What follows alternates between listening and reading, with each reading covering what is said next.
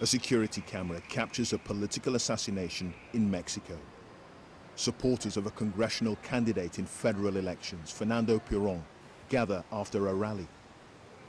At the bottom right of the screen, he poses for a selfie with a voter. But circled on the left is his killer, who calmly walks up behind and shoots him in the head. In the southern town of Zumpango, in the most violent state in Mexico, some believe bullets, not the ballot box, should dictate elections.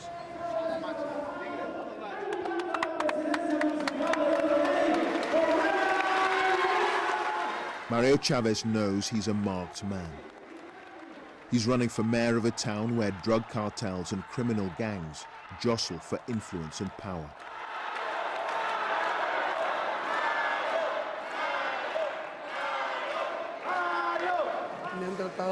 They've tried to kill me several times, and I've heard they've hired assassins to kill me before the campaign is over.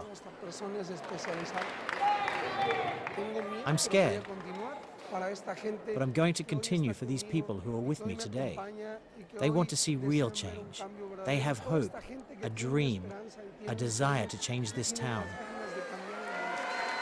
Political violence has marred these elections like no other in modern Mexican history. Thousands of candidates running at local and federal level know they're in danger if their name's on the ballot. Pamela Terán, Adolfo Serna, Omar Gomez. Just some of the more than 130 candidates and politicians killed in the election by criminal gangs.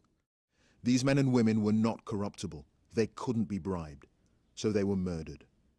Jose Remedios was 35 and running for mayor of a small town when he was shot dead in broad daylight after a political rally. He left behind a wife and 3 children. Their grieving has barely begun. Jose was murdered little more than 6 weeks ago. For Carmen and the kids, the pain is still raw. Yamilet, just 4, holds tight a memory. Do you know what this blanket means to her? She says it smells of her father, and she will never let it go. Carmen visits her husband's grave once a week. And tending the memorial prompts a nagging question. What would he do in her position to best protect their children?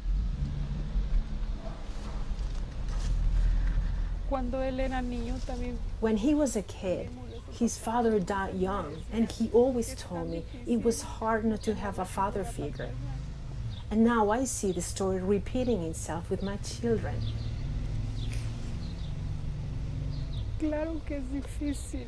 It's hard. It's very hard. Es muy difícil. Pero aquí estoy. But here I am. Her tears symbolize a land tortured by so many untimely deaths.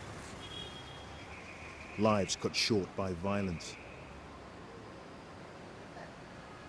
In the first 5 months of this year, more than 13,500 people have been murdered across Mexico.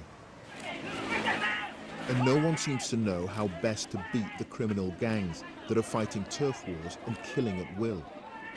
The candidates in the all-important race for the presidency have few ideas. Carmen will be a victim no longer. She's taking her husband's place.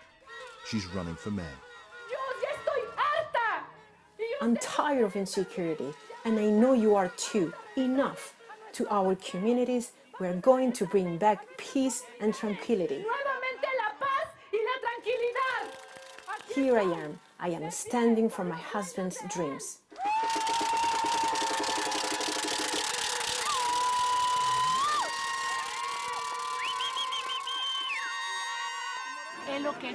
My husband wanted a safe and peaceful town, and that's why, as a woman and as a wife, I want to finish what he started. Carmen is now at risk of assassination herself, but she's adamant her husband would have wanted her to run. I'm not scared. There are two types of fear, the one that paralyzes you and the one that gives you strength.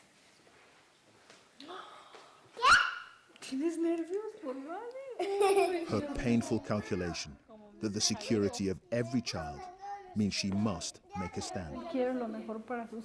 My husband wanted the best for his children, that they grow up free of the problems we're all living with. Clive Myrie, BBC News in southern Mexico.